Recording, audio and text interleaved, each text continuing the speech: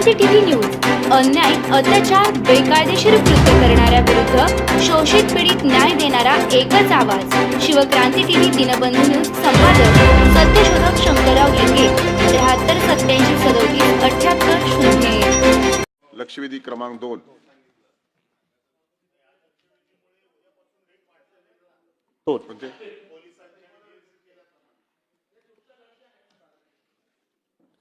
सभापती महोदय, या लक्षवेधीच्या द्वारे मी महाराष्ट्रातल्या वारकरी संप्रदायाची भावना आणि श्री संत सावता महाराज यांच्या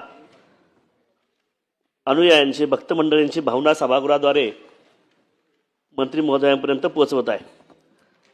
सभापती महोदय, मी मागणी केली होती की श्री संत सावता महाराज समाधी सोहळ्याच्या निमित्तानं श्री विठ्ठल रुक्मिणी मंदिर देवस्थान पंढरपूर या ठिकाणी पांडुरंगाच्या मूळ पादुका या सोहळ्यासाठी आणाव्यात, ही मागणी माझ्या मागच्या अधिवेशनामध्ये सुद्धा मी सभागृहामध्ये केली आणि आजही लक्षवेधीद्वारे मी या ठिकाणी करतोय।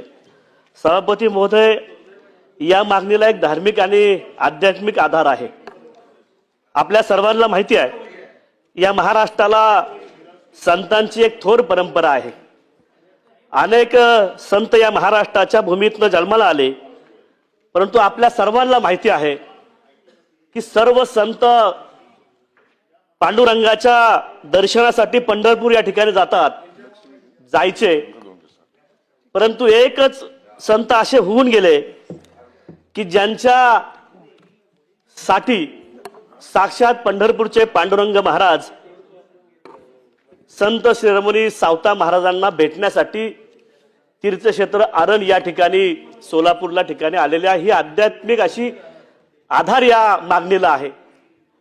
आणि इतकी मोठी परंपरा, एवढा मोठा आधार असताना सुद्धा संत शिरोमणी सावता महाराजांच्या समाधी सोहळ्याला जवळपास 730 वर्ष पूर्ण होत आहेत आणि आम्ही सर्वांनी मागणी केली की या सोहळ्याच्या निमित्तानं पांडुरंगाच्या मूळ पादुका या सोहळ्याला घेऊन याव्यात। मंत्री महोदयांनी अतिशय सकारात्मक उत्तर दिले की या संदर्भामध्ये देवस्थान समितीच्या बैठकीमध्ये आम्ही विषय आणू आणि त्याच्यावरती चर्चा करू। परंतु सभापती महोदय, उत्तरामध्ये असंही म्हटलेलं आहे की संत शिरोमणी सावता महाराज समाधी सोहळ्यासाठी विठ्ठल रुक्मिणी मंदिर समिती मार्फत पांडुरंगाच्या मूळ पादुका घेऊन जाण्याची परंपरा अस्तित्वात नाही। पंढरपूर येथून कळशे परिवार व काशी कापडी समाज त्यांच्याकडील पांडुरंगाच्या पादुका घेऊन पालखी श्री क्षेत्र आरण या ठिकाणी जात असते आणि या परंपरेला जवळपास 150 वर्ष पूर्ण झाले। हे जरी खरं असेल तरी सुद्धा महाराष्ट्रातल्या वारकरी संप्रदायाची भावना याचा विचार करून आणि या भावनेकडे जे आध्यात्मिक आधार आहे याचा विचार करून श्री विठ्ठल रुक्मिणी मंदिर समिती पंढरपूर यांच्या कामकाज पंढरपूर समिती अधिनियम 1973 मधील तरतुदीनुसार प्रस्थापित परंपरा, धार्मिक रूढी व प्रचलित मानपान यांचे पालन करून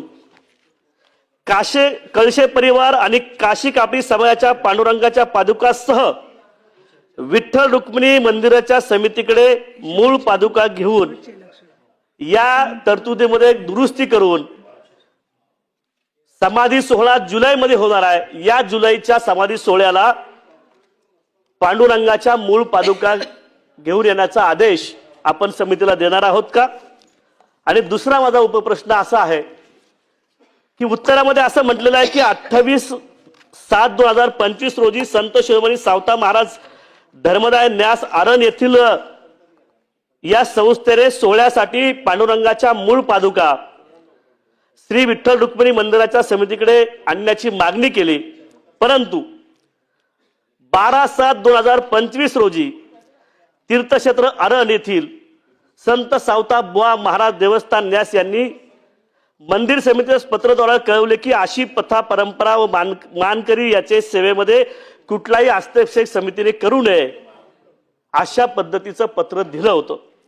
ज्या संत सावता बुवा महाराज न्यास यांच्यावरती भ्रष्टाचाराचे आरोप आहे, ज्या संत शिरोमणी सावता महाराजांची इतकी मोठी आध्यात्मिक परंपरा असताना या समाधी सोहळ्याला 750 वर्ष पूर्ण होत आहेत आणि राज्याचे मुख्यमंत्री आदरणीय देवेंद्र फडणवीस साहेब 2024च्या या सोहळ्याला आल्यानंतर त्या तीर्थक्षेत्राचा बकासपणा पाहून त्यांनी शेकडो वर्षाची ही परंपरा असलेल्या क्षेत्राला तीर्थक्षेत्र अचा दर्जा द्यावा ही जी वारकरी संप्रदायाची मागणी होती आणि या तीर्थक्षेत्र क्षेत्राचा विकास करावा या मागणीला न्याय दिला आणि सभापती महोदय 200 कोटी रुपयांचा विकास आराखडा राज्याच्या मुख्यमंत्र्यांनी त्या ठिकाणी दिलेला आहे आणि तीर्थक्षेत्र अरण याला अचा सुद्धा दर्जा या ठिकाणी दिला। परंतु या संत सावताबुवा महाराज न्यास यांनी या परंपरेला विरोध केला, यांच्यावरती भ्रष्टाचाराचे आरोप आहेत, ज्यांनी त्या क्षेत्राचा विकास करणं अपेक्षित आहे हा विकास त्यांनी केला नाही। या ट्रस्टची आपण चौकशी करणार आहोत का? चौकशी करून प्रशासक नेमून चौकशी करून या न्यासला आपण बरखास्त करणार आहोत का? असे दोन माझे प्रश्न आहेत। मी आपल्याला विनंती करतो की याचं उत्तर आपण द्यावं। माननीय सभापती महोदय, सन्मान्य सदस्य योगेश टेडेकर यांनी जी लक्षवेधी आणली याची वस्तुस्थिती अशी आहे की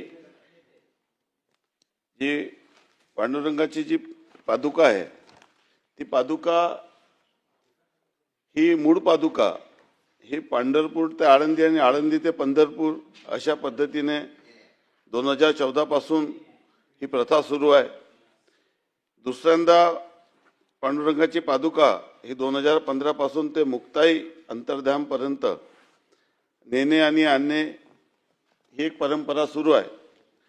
परंतु सन्मान्य सदस्यांची जी मागणी आहे की ते अरण येथे मूळ पादुका आणावी, तर मूळ पादुका तिथे नेण्याची प्रथा परंपरा नाही।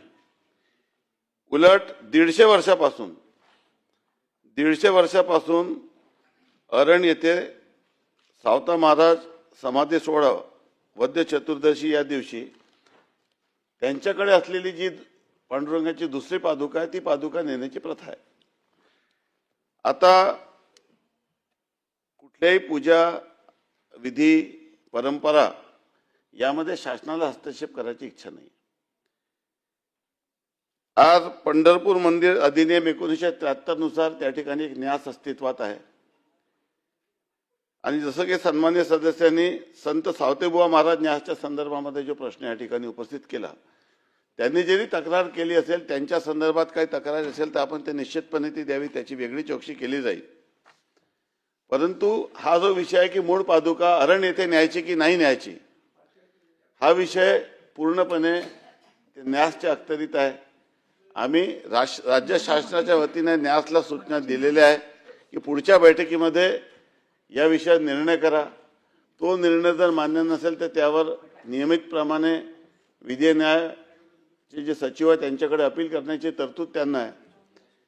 परंतु अशा पद्धतीने 150 वर्षापासून त्या ठिकाणी पूर्वीपासून एक पांडुरंगाची दुसरी पादुका नेण्याची जी प्रथा परंपरा सुरू आहे त्यावर काही लोकांनी हरकत जरी घेतली असेल, परंतु या संदर्भामध्ये अंतिम निर्णय न्यास घेणार आहे आणि न्यासने जो निर्णय घेतला त्या निर्णयाच्या नंतर या संदर्भामध्ये ज्या लोकांची मागणी आहे त्यांना योग्य ती त्या प्राधिकरणाकडे त्या संदर्भामध्ये अपील करण्याची तरतूद आहे ती त्यांनी करावी आणि त्यामुळे न्यासला पुढच्या बैठकीमध्ये या संदर्भात निर्णय करण्याच्या सूचना देण्यात येतील। सन्माननीय सदस्य अमोल मिटकर येते।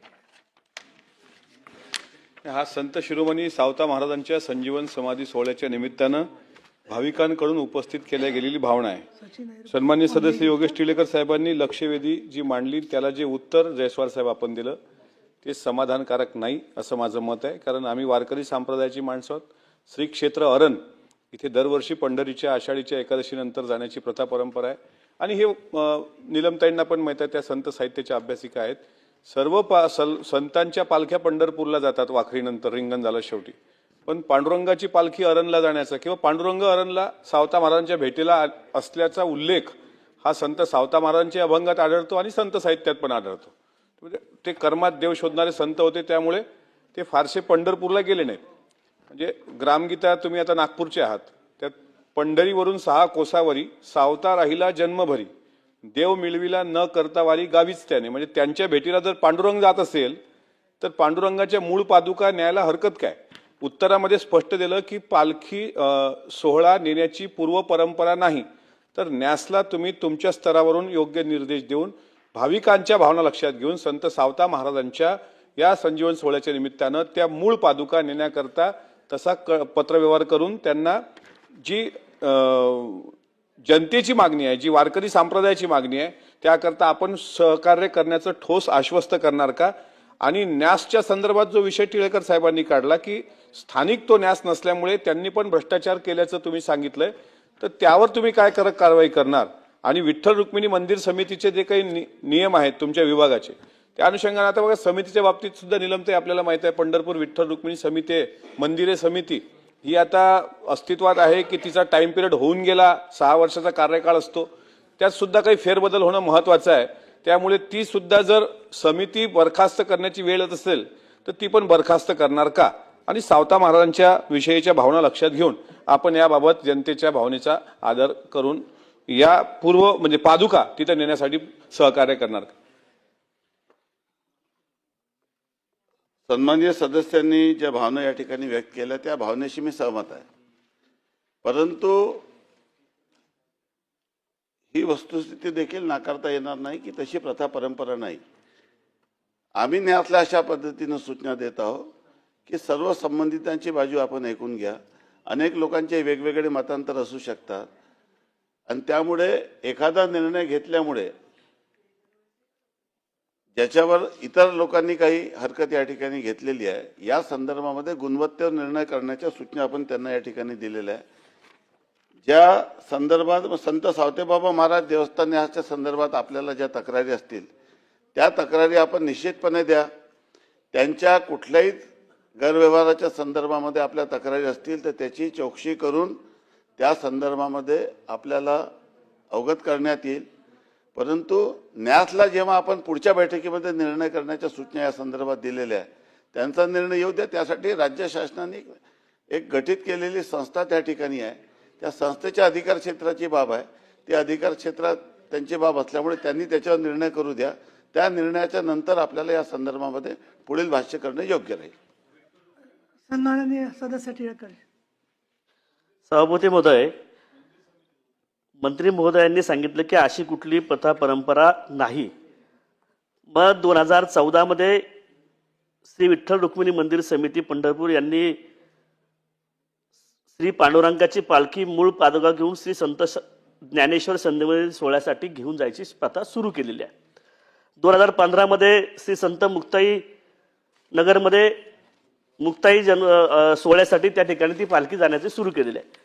मग अशा वेळेस 150 वर्षाची परंपरा चालू ठेवून ही मूळ पांडुरंगाची पादुका यासाठी वारकरी संप्रदाय मागणी करतोय की पांडुरंग साक्षात आळंदला संत सावता महाराजांच्या भेटीसाठी आलेली आहे.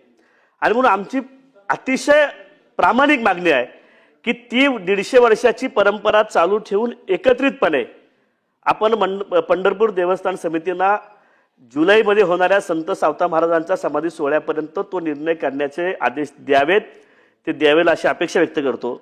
आणि ज्या संत सावतेबुवा न्यासची आपण चौकशी करणार आहात, चौकशी करेपर्यंत त्या ठिकाणी आपण प्रशासक नेमणार आहोत का, प्रशासक नेमावे अशी माझी विनंती आहे.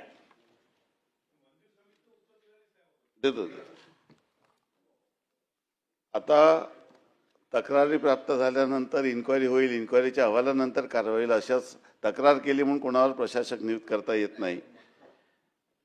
मंदिर समिती नियुक्त करण्याच्या संदर्भामध्ये योग्य तो निर्णय निश्चितपणे घेण्यात येईल. ही बाब सत्य आहे की 2014 आणि 15 पासून मूळ पादुका पंढरपूरमधून आळंदी आणि या ठिकाणी नेण्याची कारवाई ची प्रथा सुरू झाली आणि ही प्रथा 150 वर्षापासून, आणि हे आपण जे वक्तव्य या ठिकाणी केलं तशा पद्धतीची इतिहास देखील या ठिकाणी सर्व आहे असं सांगतात की पांडुरंग त्यांच्या दर्शनाला गेले होते. त्यामुळे आपल्या भावनेशी सहमत आहे. तो निर्णय झाल्यानंतर जर आवश्यकता वाटली तर माननीय मुख्यमंत्री महोदयाशी चर्चा करून या संदर्भामध्ये सामंजस्याने आपण निर्णय करूया. परंतु आजच्या तारखेला पहिले न्यासला निर्णय करू द्या अशा पद्धतीची विनंती माझी आहे. सन्माननीय मंत्री महोदय, अत्यंत जिव्हाळ्याच्या विषयावर तुम्ही खूप चांगलं उत्तर दिलेलं आहे. कारण कुठेही वाद वारकरी समाजामध्ये वाढावा हा हेतू नाही आहे, परंतु न्यासाची परिस्थिती गेले 5-6 वर्ष पाहिली तर मुदत संपून गेलेली आहे आणि मुदत संपून गेल्यामुळे जवळजवळ बहुतेक सदस्य निवृत्त झालेले आहेत. म्हणजे ती नामधारी समिती आहे. अशा वेळेला त्यांना सुद्धा निर्णय घेणं अडचणीचं यासाठी होतं की कुठल्याही बाजूने निर्णय त्यांनी घेतला तर त्यांना वारकऱ्यांच्या मध्ये असंतोष होतोय. म्हणजे माझी आपल्याला विनंती आहे की न्यासाच्या बरोबर यातली कायदेशीर परिस्थिती आणि काय अभ्यासक असतील वारकरी संप्रदायांची एखादी बैठक घेऊन त्या संदर्भामध्ये काय निर्णय सगळ्यांना सर्वसंमत होईल याचा प्रयत्न करावा अशी माझी तुम्हाला विनंती आहे. आपण दिलेल्या सूचनेचा विचार करण्यात येईल. कालच माननीय मुख्यमंत्री महोदयाशी या संदर्भामध्ये सखोल ब्रीफिंग घेत असताना चर्चा झाली आणि त्या चर्चेमध्ये देखील असं ठरलं की एकदा ते न्यासला निर्णय होऊ द्या, त्यानंतर तो निर्णय झाल्यानंतर आणि नियुक्तीच्या संदर्भामध्ये नव्या नियुक्तीच्या संदर्भात निश्चितच आपल्याशी चर्चा करून त्या न्यासचे जे काही पदं रिक्त असतील किंवा त्याला जी काही नवीन नियुक्ती करायची असेल ती कारवाई लवकरात लवकर करण्यात येईल आणि हे निर्णय केल्यानंतर आपण माननीय मुख्यमंत्री महोदयाशी चर्चा करून या संदर्भामध्ये अंतिम निर्णय करू.